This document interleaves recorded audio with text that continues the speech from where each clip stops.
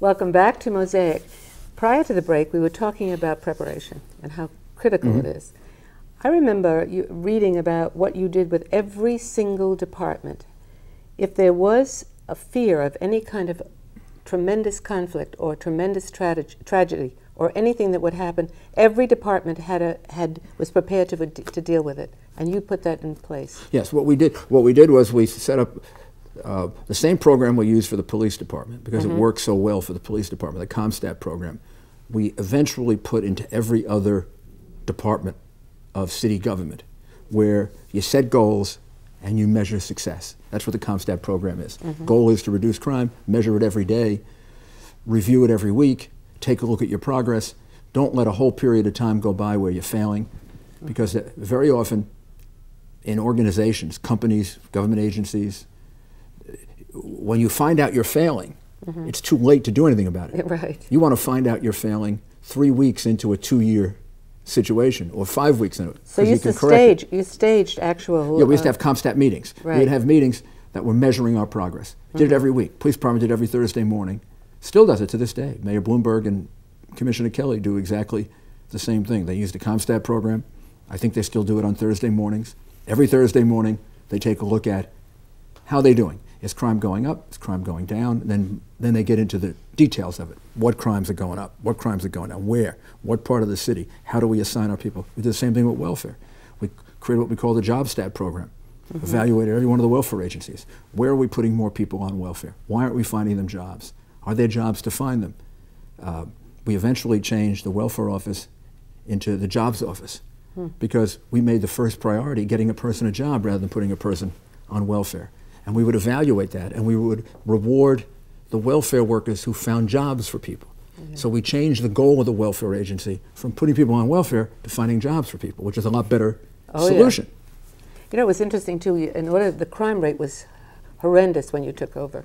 And you started in a very small way with the squeegee men. Yeah, right. Explain about the squeegee men. Squeegee men were these people that used to come up and wash your window and want money for it.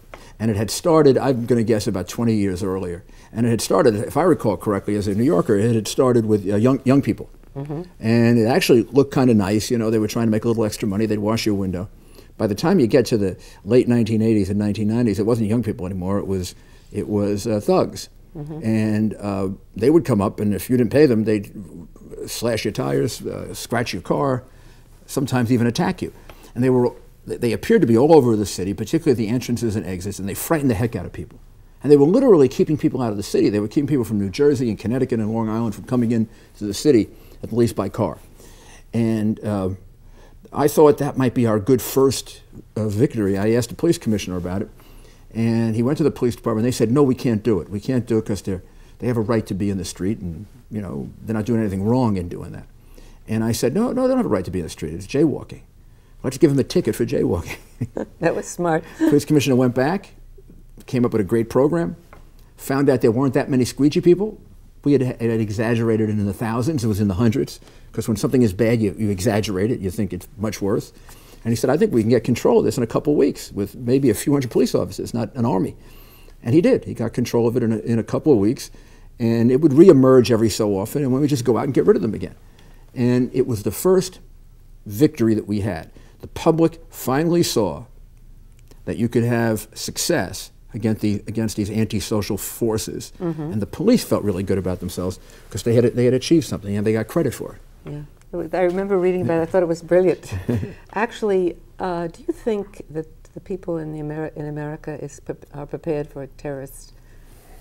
Prepared for the fact that we're at war with terrorists? Well, of course, we're better prepared than we were before, because now we know we're at war. We have been attacked. There have been several almost attacks. There actually has been another attack, the one on Fort Hood by Major Hassan, which somehow people kind of gloss over. They don't realize that we've had another attack on American soil by an Islamic terrorist. That was Major Hassan. That we had an almost attack on Christmas Day a year ago, not this Christmas, the one before in Detroit. Bomb almost went off. We almost had an attack on Times Square last year. Again, the bomb didn't detonate correctly. So I think people are aware of the fact that they are really trying very hard to attack us. I mean, the Islamic extremists are trying to attack us. But you're never prepared for it. I mean, it's like saying, Are you prepared for cancer? Or are you prepared for a terrible death? Or are you prepared for losing somebody you love? Of course you're not prepared for it. You know in many ways these things happen, but you're not prepared for it. But I think we're better prepared, certainly, than we were in 2001. And I think that, we're very strong people. We'd probably be able to handle it, but you sure don't want it to happen. Yeah. You know, I read something very poignant that you wrote a year after, or 3 months after the 9/11 incident. You were riding in a plane over the area, and you were angry, and you could not get over the terrible anger of what had taken place. Oh, yeah, yeah. And you wanted a memorial built down there that would last forever. Yeah, I'm somewhat disappointed with the choices that were made there. And I still feel this way, now it's almost 10 years later. My feeling was the whole thing should be a memorial, none of this office space stuff. I mean, it seemed to me, and I'll tell you why, there's an emotional reason for it probably. I took many people there, from very famous people to people that weren't famous, to family members, to the first group of family members that were allowed to go down there. I went down there with them. I took Henry Kissinger there, and Putin, and Schroeder, and Chirac, and all kinds of people. And one of the and President Bush. And one of the amazing things that would happen to every single one of them is they'd be surprised at how big it was. Because when they saw it on television, they didn't have the... They saw it on television, they knew how bad it was, but they didn't know how vast it was. And particularly if you saw it from a helicopter from the air. It was like a tremendous hole. And of course you knew those two big buildings were there. Right. And now this tremendous hole was there, and this devastation, and at certain points early in the process, smoke coming out of the ground, and little fires breaking up, and thousands of men working, and you could see they were in great jeopardy working there because the fires were below the ground and something could happen to them. And they would say, oh, President Bush's first reaction to it when he went over in the helicopter was, oh my God. Now, here's somebody who had seen many, many pictures of it, was fully prepared for it, had already seen the Pentagon, and when he saw it, he said, oh my God. And what I wanted was a memorial that would reproduce that, would reproduce how vast the devastation was. And by trying to squeeze it in between office buildings, I think it'll be a beautiful memorial, but it's not going to capture that. And I think some of the reasons for all the delays and disputes with the family members is that enough priority has not been given to the memorial because there's been so much worry about the office space. Well, that's interesting, because you said, you know, you look at it, there are bodies still buried under there. Well, here's what happened, and this is very, very hard to describe. The first time it was said to me, my mind kind of rejected it. My wife understood it because she's a nurse, and she was she's a good friend of the medical examiner, Dr. Hirsch, who's a wonderful man, absolutely wonderful, wonderful medical examiner, and just a terrific man the way he handled all this. But the first day, I asked him, how many bodies would we recover? And he said, you're not going to recover many bodies. He said, these people have been pulverized, and I think he may have used the word, many of their body parts have evaporated. Wow. And it was very hard to understand that. But then the heat, the tremendous, the heat is impossible to describe because it was all of this jet fuel that was burning at thousands and thousands of degrees Fahrenheit. It melted steel. So if it melted steel, you can just about imagine what it did with human bodies. So what we found were belt buckles and little pieces of uniforms, little parts of bodies. Some of the people I identified were identified that way. Really? And sometimes I would go to a funeral, and it was very hard because it'd be a big casket, and the casket wasn't open, of course, and I would know that what was in the casket. And it would just take just take every bit of strength you had to kind of get through it. Yeah. While you'd focus on what had happened here. What do you think about the mosque that's being built down there? I don't believe it's being built in the right place. I think that if the goal of this organization that wants to build this mosque is reconciliation, you don't put it there.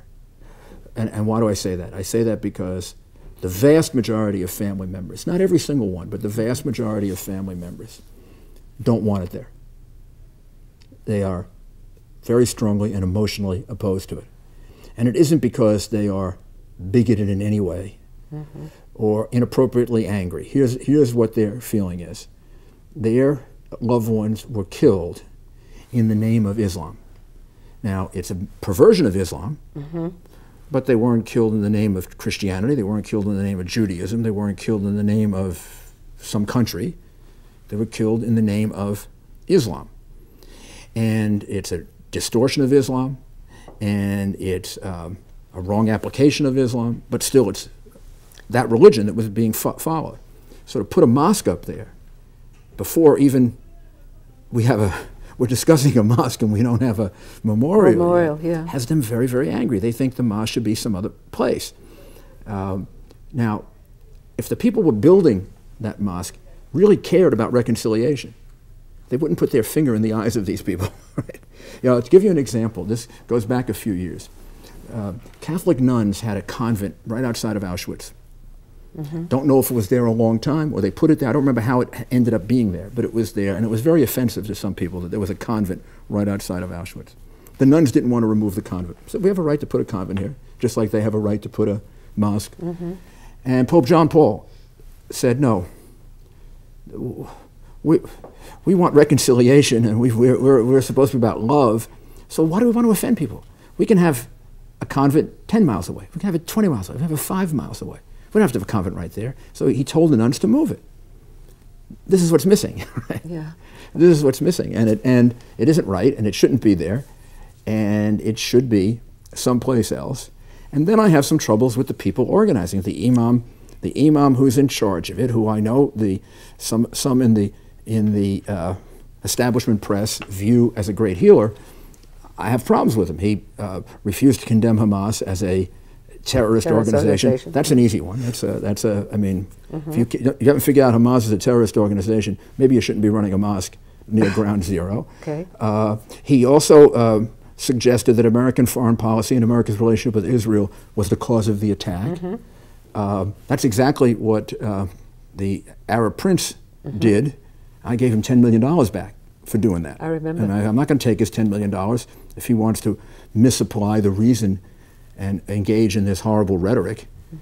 So I don't think he should be running a mosque right near ground zero either. He should, if he wants to run a mosque, which he has a right to do, let him run it someplace else. Somewhere else. Finally, there's also, you can't escape the fact, out of political correctness, that some of these attacks emanate from mosques. The attack in 1993, which happened the year before I was elected mayor, but it was tried while I was mayor, emanated out of a mosque in New Jersey. So you've got to know, what kind of mosque is it? Is it a good mosque, of which most of them are, or is it going to be a bad mosque? I don't know the answer to that. And why have to debate that right near ground zero? On that note, I'm going to have to thank you. Thank you very much.